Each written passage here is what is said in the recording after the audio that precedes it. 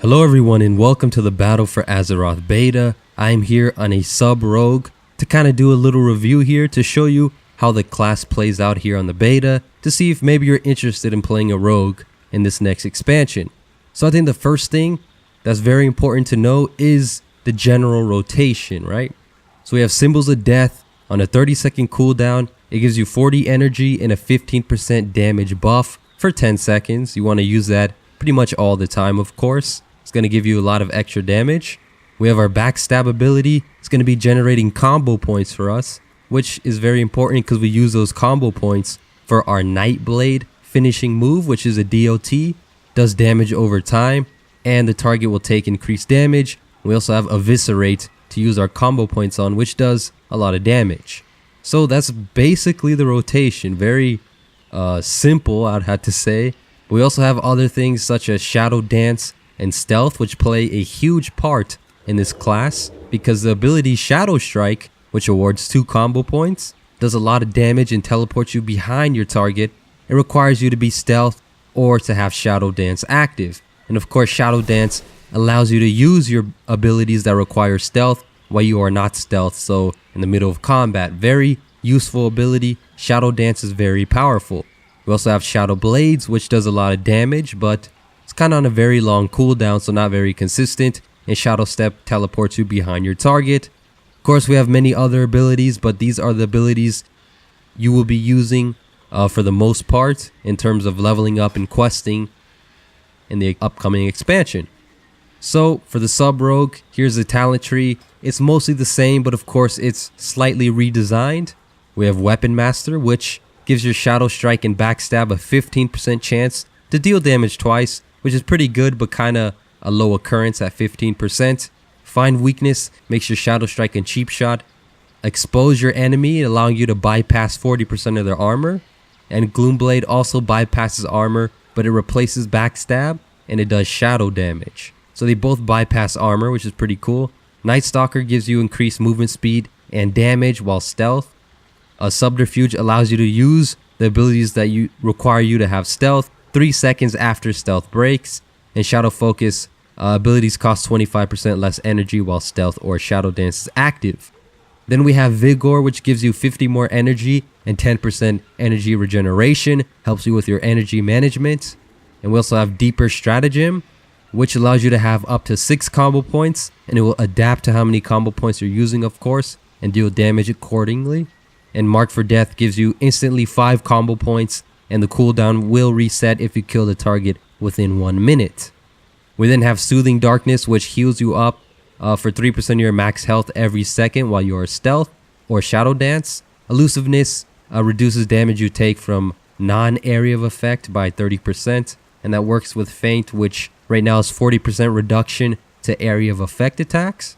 So it's a pretty useful ability. Just know when to use it. Cheat Death is basically that. It cheats death, right? If you're in a tight situation, gives you time to be healed up or to escape from a tricky situation, right? Very useful ability. Shot in the Dark makes Cheap Shot free when you enter Stealth or Shadow Dance. Night Terrors reduces your enemy movement speed from Shuriken Storm. Prey on the Weak gives you a 10% damage buff if they've been cheap shotted. And I think that works pretty well with the Find Weakness with the 40% armor bypass. Dark Shadows is a 25% damage buff while Shadow Dance is active. Alacrity gives you a bunch of haste from your combo abilities, your finishing moves. Enveloping Shadow reduces the cooldown of Shadow Dance from your combo points spent, and it gives you an additional charge.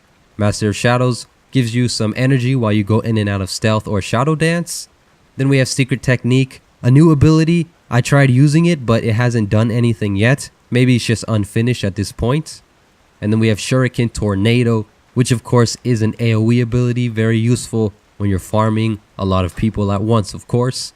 So at this point, that is all the talents and the rotation basically. Now I'm going to show you how it plays out in an actual combat situation. So I'm going to start off with the Symbols of Death, of course. You want to use that buff. Then I will Cheap Shot the target to get the Prey on the Weak and Find Weakness talent benefit.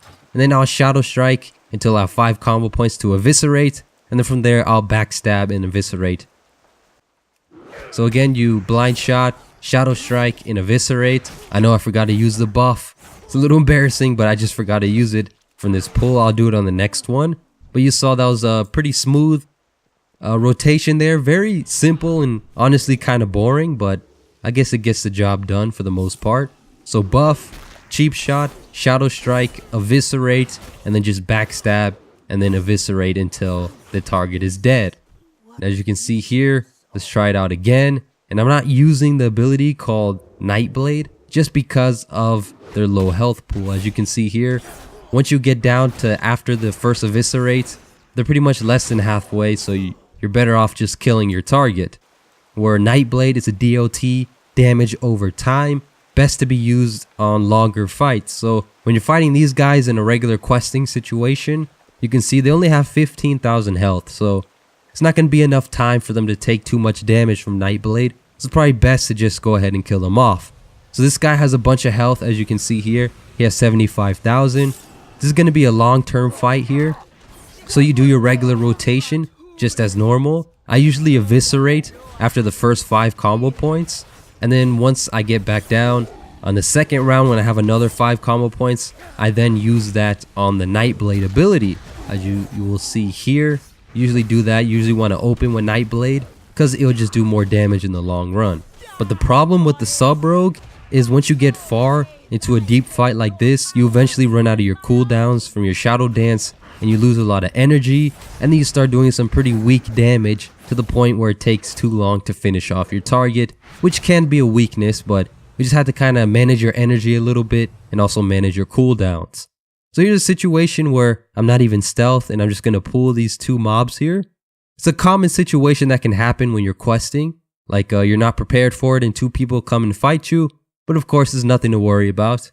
You have the shadow dance ability, which solves all the problems, because being stealth is like a huge opportunity, right? It gives you the upper hand in every situation because you begin the encounter and it really helps you out. But shadow dance really helps you out in any situation. But anyways, that's a quick video today. Thanks for watching. If you enjoyed this video, sub to my channel and give me a thumbs up, but I'll see you in the next video.